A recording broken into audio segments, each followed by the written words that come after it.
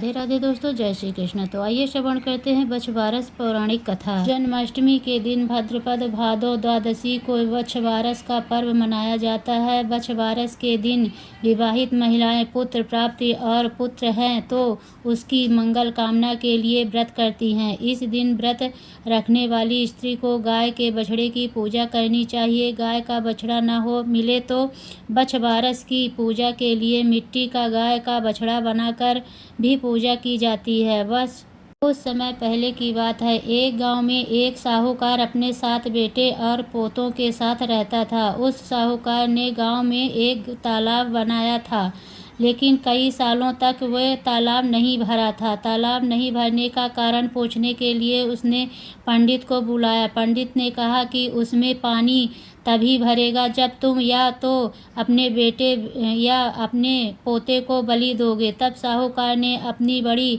बहू को तो पीहर भेज दिया और पीछे से अपने बड़े पोते की बलि दे दी। इतने में गरजते बरसते बादल आए, तालाब पूरा भर गया। इसके बाद बछवारस आई और सभी ने कहा कि अपना तालाब पूरा भर गया है, इसकी पूजा करने चलो।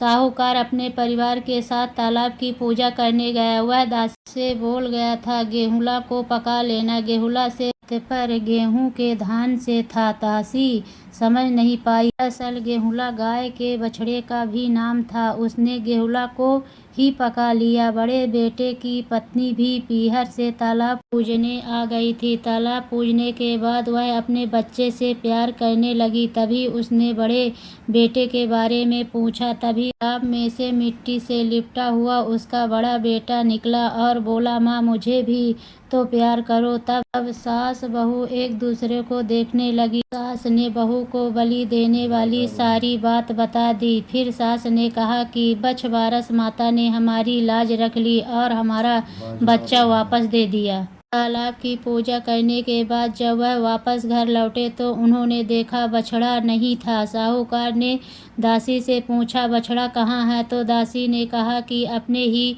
तो उसे आप पकाने के लिए कहा था। साहूकार ने कहा, एक पाप तो अभी उतरा ही है, तुमने दूसरा पाप कर दिया। साहूकार ने पका हुआ बछड़ा मिट्टी में दबा दिया। शाम को गाय वापस लौटी तो वह अपने बछड़े को ढूंढने लगी और फिर मिट्टी खोदने लगी। तभी मिट्टी से बछड़ा निकल गया। साहूकार को पता चला तो वह भी बछड़े को देखने गया। उसने देखा कि बछड़ा गाय का दूध पीने में व्यस्त था। तब साहूकार ने पूरे गांव में यह बात फैलाई कि हर बेटे की माँ को बछवारस का व्रत करना चाहिए। हे बछवारस माता, जैसी साहूकार की बहू को दिया वैसा हमें भी देना। कहानी कहते सुनते ही सभी की मनोकामनाएं पूर्ण करना। बछवारस माता की जय हो।